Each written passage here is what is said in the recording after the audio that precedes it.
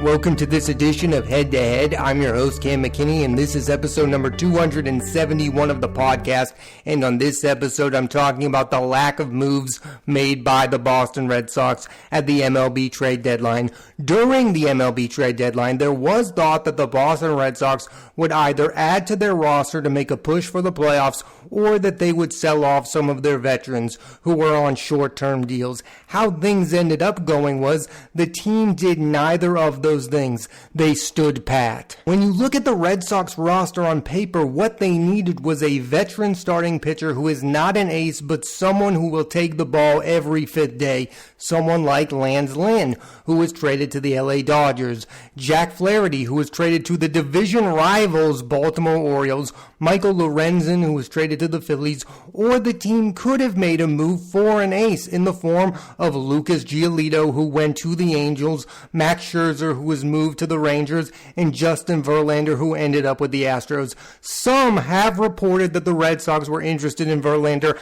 I don't buy that. I hate when these trade deadlines pass and a team says, well, we were interested in that guy. You have to get that guy if that's who you wanted. You didn't end up with Justin Verlander, so I don't care that you were interested in Justin Verlander. It's true that today's baseball is very different. You don't need 5 very good starting pitchers anymore, but you at least need 4 guys who can take the ball every fifth day and give you 150 innings, and the Red Sox don't have that. They have a lot of openers who you don't know what you're going to get out of from start to start. Nick Pivetta should probably be in the Red Sox rotation at this point. Him coming out of the bullpen no longer makes sense to me. And another reason the Red Sox should have been in on a starting pitcher was to make up for the mistake that was Corey Kluber. The Red Sox were banking on 2-time Cy Young Award winner Corey Kluber to be a pivotal part of their rotation. He was a bust, and the team has never really made up for that. They had a chance to at the trade deadline, and they didn't take it, and I don't understand why. You didn't need to give up a key prospect to get an average starting pitcher. Rightfully or wrongfully, the team clearly doesn't want to risk the future for short-term success. Yet I say that, and you look at the roster, is filled with guys like Justin Turner, James Paxton, Kelly Jansen, Chris Martin, Adam Duvall, all key players who are in their 30s. It doesn't make sense to bring in these players and not try to win in the short term, because when you don't make a move at the trade deadline, each and every one of these players is going to get ticked off, and they have every right to be. Every team that is trying to make the MLB playoffs makes a move that will help with either the starting rotation or the bullpen. It's a sign of belief in your team. To some extent, I understand why the team didn't sell. It upset many last year when they traded starting catcher Christian Vasquez, and some thought they might move on from James Paxton, who, other than Brian Bayo, has been their best pitcher. Some Red Sox fans and media hate the idea of the big additions at the deadline being players coming back from injuries. One of the biggest issues all year long has been the shortstop position from both an offensive and defensive standpoint, and Trevor Story is set to make his season debut soon, and they also have pitchers Chris Sale and Garrett Whitlock coming back, but there are big questions regarding those two. I, like many, no longer believe in Chris Sale. I believe he had a short amount of success. He was one of the best pitchers in the game. He's no longer that guy, and the Red Sox need to stop pretending like he is that guy. And I know they know the truth too, but they need to keep doing this dog and pony show of saying he's going to come back and be a big part of the team. You can say those things, but then your actions can say something different, and the Red Sox actions have not been enough to make up for the fact that Chris Sale is not an active member of this rotation. In the future, they need to start building this rotation like Chris Sale is never going to be there, because in reality, he's most likely never going to be a reliable guy who you can bank on pitching every fifth day. Something is going to happen with Chris Sale in the future, and the Red Sox need to start building their team like they know that. And with Whitlock, I don't believe he's a starting pitcher. He makes way more sense in the bullpen. I think they are ruining this guy's career. I get it, they gave him cheap money, so they want to use him as a starting pitcher, but the best role for Garrett Whitlock on this team is in the bullpen. I would move Garrett Whitlock to the bullpen bullpen, and I would put Nick Pivetta back in the starting rotation. That's what makes the most sense to me for this team moving forward when it comes to the rotation. I personally would have kept James Paxton, but I would have sold off some of my other pieces, and one of them is outfielder Alex Verdugo. The Red Sox now have enough outfielders where they don't need to play Alex Verdugo every day. He's been suspended twice this season. He clearly doesn't have a long-term future with this team. If you can't move on from that player, what are we talking about? Do you value this guy, or do you just not want to give him up? I don't understand Chaim Bloom keeping Alex Verdugo. You have so many other outfielders you can rely on. You could have also moved on from Adam Duvall. I think you should have moved on from one or two of them, and probably both of them, because they are not in the long-term future plans of this team. Adam Duvall is not going to be a Red Sox in 2 years, and neither is Alex Verdugo. He is clearly not in favor with the franchise right now, and one has to wonder if the reason they won't move on from Alex Verdugo is because he's the last piece of the Mookie Betts trade, and they don't want to admit that that was an utter failure of a move.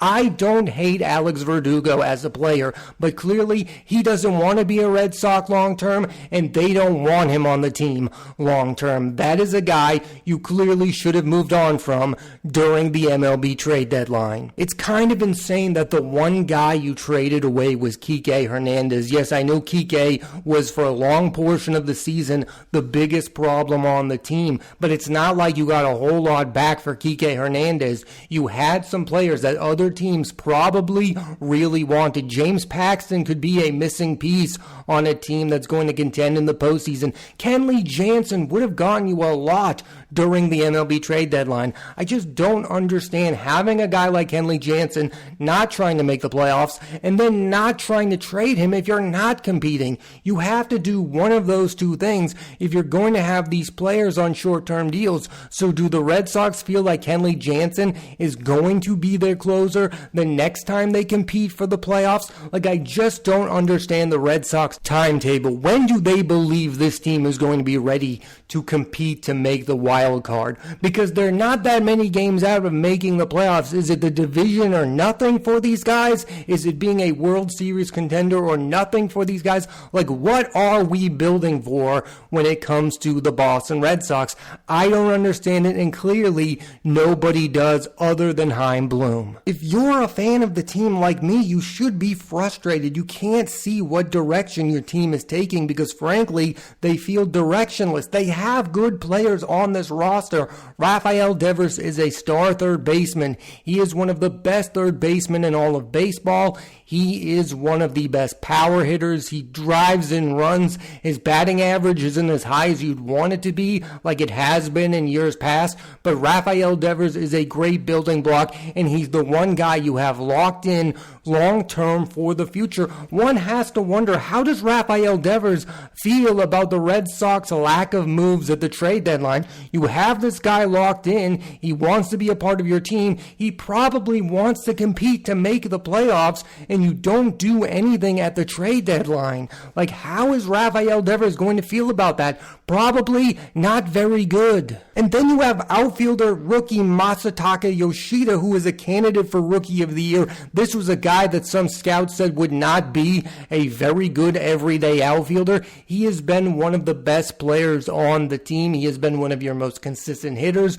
You hit on that guy. You have this guy for a window. He is going to be a very good player for you. You should take advantage of that window, and while he's here, try to put together the best team possible. And I don't feel like the Red Sox are doing that. You hit on a guy, now take advantage of that moment. You also have first baseman Tristan Casas, who had an up and down beginning of the season, but now has really developed into the player the franchise clearly thought he was going to be. He can get on base. He can hit for extreme power at times. This feels like a guy who's going to be here for the next 5 to 10 years. He is a building block of the team. I just feel like how you also help develop these kind of players is you put them with veterans who have been there before. So at the trade deadline, make a move for a guy like Verlander who has been on the biggest stage, and it helps these players like Tristan Casas and Brian Bayo develop into star players who know how to play in the big moments.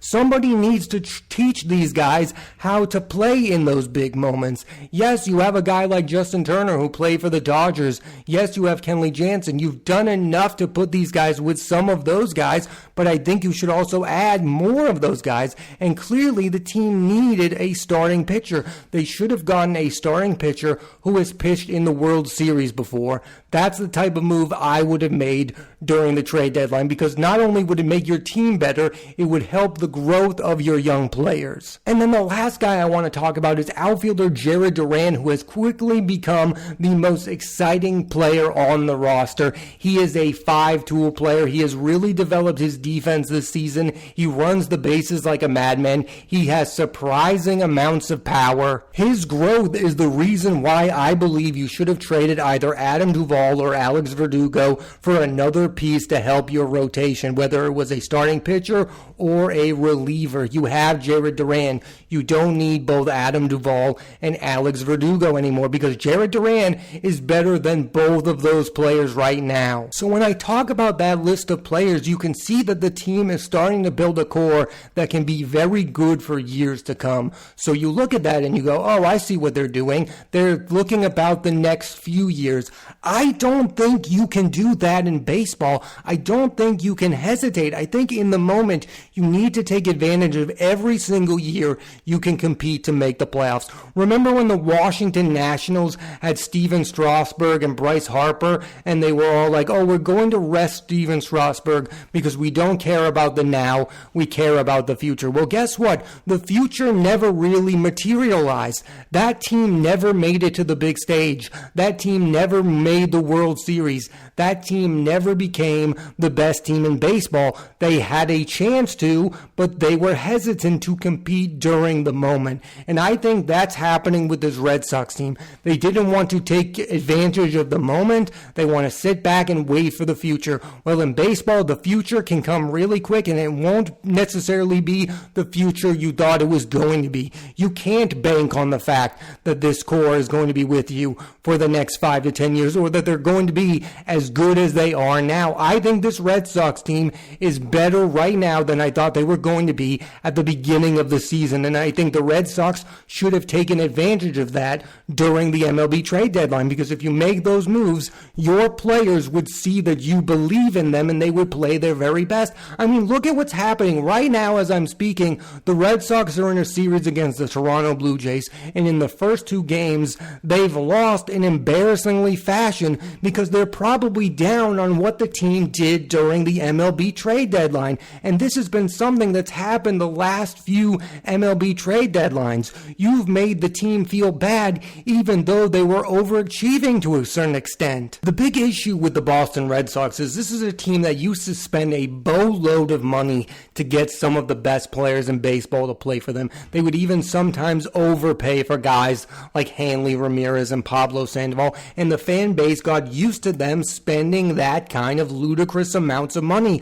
Carl Crawford, Adrian Gonzalez, John Lackey, the list goes on and on. Bobby Jenks, they would spend limitless amounts of money, and now you're not doing that, and you're also not making moves at the trade deadline to help your team grow. Then what are you doing? This team isn't going to wait for you to become one of the most consistent franchises, because frankly, they don't believe you're on the path to being one of the most consistent franchises. There's a large amount of Red Sox fans that want the team to revert back to the way it was. They want the team to go all in the offseason and try to make a pitch to get Shohei Ohtani.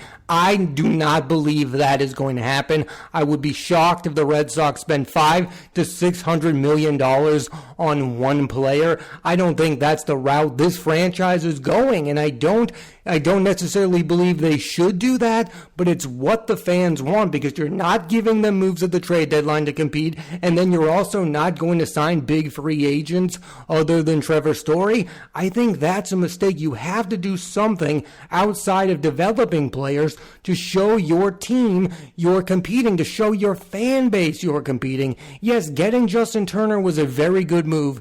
Getting Yoshida was a very good move, but those aren't the splashy moves that Red Sox fans are used to. They want to go back to the way it was under Chaim Bloom. I don't see that happening anytime soon. Here's what Red Sox Chief Baseball Officer Chaim Bloom told the media at a press conference right after the deadline. Quote, "We really like what we're building. You've seen it. Like I said, it's not something that we're asking people to close their eyes and dream on. You're seeing it more and more each night on the field. The core we're building, what we're building towards understanding that we're underdogs this year right now with where we are in the playoff odds. We just try to stay true to that." That's a comment that most Red Sox fans are not going to agree with. They do not view the Boston Red Sox as underdogs, the same way that Yankee fans don't view the Yankees as underdogs. These are the powerhouses of baseball. They have stature. They have legacy.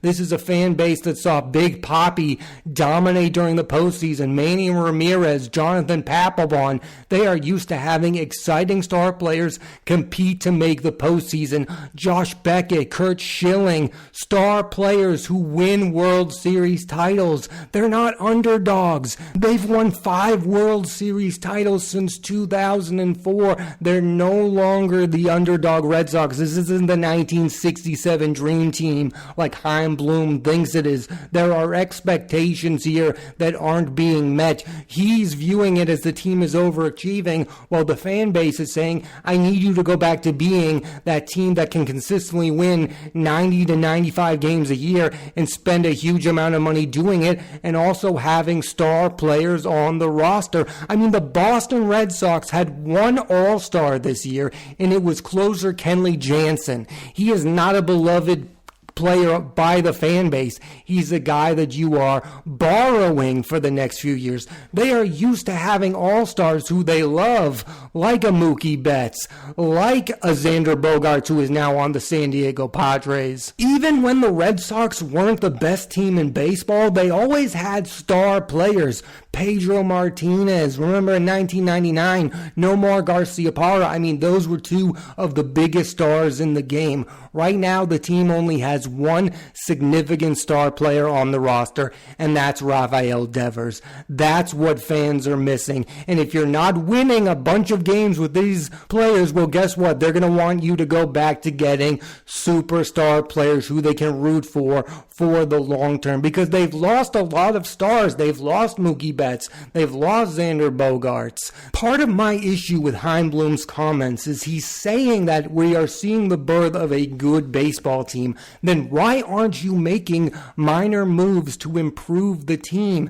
Getting rid of Kike Hernandez is a good move. I think it does better the team. But getting rid of Christian Arroyo, I mean, he's a backup infielder who can hit a little bit. I didn't think getting rid of Christian Arroyo was the move the Red Sox needed to make. The Red Sox needed to add, not just subtract. They have some really good players on this team who I do believe are going to be a part of the core. I do believe they're going to be on the team the next time the team competes for a playoff spot. But in the here and now, all you needed to do was add a decent starting pitcher or 2. You can't keep winning games with an opener because you don't have good enough openers. You're not that team. You're not the Tampa Bay Rays. You don't win with the opener. The Red Sox need 3 to 4 starting pitchers that they can heavily rely on. And Brian Bayo has been a little inconsistent the last few times out. So you can no longer even bank on him winning every single start. In the end,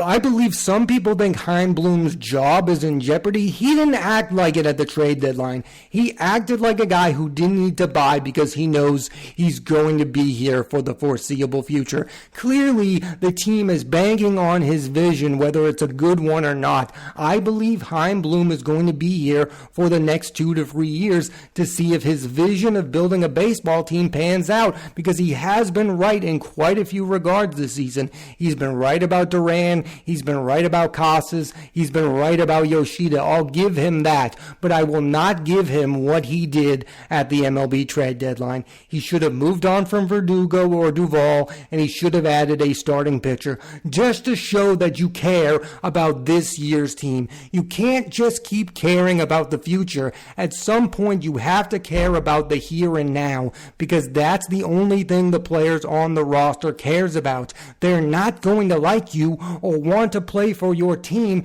if you don't care about the here and now. And I think that's a problem for the Red Sox, and I think it's going to continue to be a problem moving forward. Thanks for listening to this edition of Head to Head. I'm Cam McKinney, and there'll be a new episode of the podcast every Monday on Apple Podcasts and Spotify, so please rate, review, and subscribe.